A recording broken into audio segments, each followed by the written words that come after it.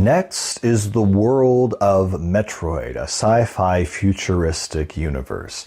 Now, while the original came out on the Nintendo Entertainment System, it's still pretty rough by today's standards.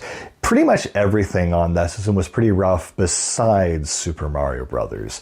The first game that I think really stands the test of time and people really like talking about is Super Metroid for the Super Nintendo. Now, this game kind of pioneers the Metroid style in the sense that of going back and forth, backtracking, finding new weapons. It was pretty revolutionary at the time, and this is the pinnacle of 2D Metroid. And it is a very good game, very well made. However, I think above and beyond that, its sequel is even more well-renowned, and I think a better place to start in this series. And that game is Metroid Prime on the GameCube. Again, there's this weird pattern of 2D games adapting to 3D for the first time and becoming absolute classics. Metroid Prime here is just I think it's the atmosphere, maybe it's the 3D environments. They feel so alive, even graphically by today's standards. Everything in them is moving, the music is amazing, the atmosphere. I think if you really want to get into Metroid, Super Metroid, of course, is a great place to go, but if you really, I think, want to start and get into it, Metroid Prime is the main one to get into. It really has the whole experience, the whole package. What people talk about Metroid, yeah, Super Metroid definitely has that, but for the 3D version, I would heavily recommend Metroid Prime.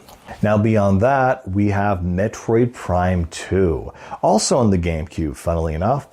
And this one actually is my absolute favorite of the series in general. The way people talk about Metroid Prime is the way I feel about. Then after Prime 2 on the Nintendo Wii, we have Metroid Prime 3, Corruption, the kind of soft conclusion to this trilogy of Prime games, and also taking advantage of the Wii's motion controls for quick aiming, which works relatively well. I always think the Wii was perfect for third-person shooters, because the problem with first-person is that you have to move the reticle to the side of the screen to actually move your character or move your viewpoint, which doesn't feel very intuitive. But when you have one screen where you don't have to worry about it moving too much, it feels a lot more fluid.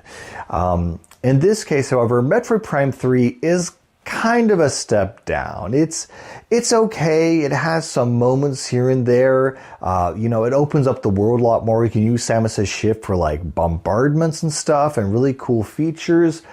And there are some cool environments like the Elysium and the Cloud City, but I don't know, it doesn't quite capture the feeling of the first game. It's kind of almost on the same level of quality as Metroid Prime 1, but again, Prime 2 is just ridiculously good.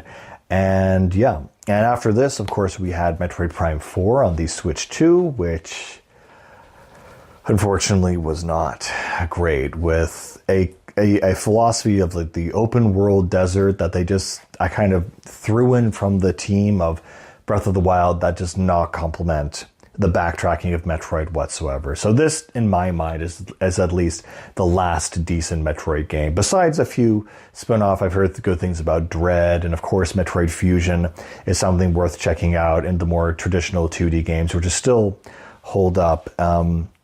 But really, for me, that's kind of what I would play and what I would recommend. And there's also some other game, but I don't know what it would be. I don't know what it would be, because it wouldn't be good enough to mention. But anyway, that's it. That's Metroid Prime.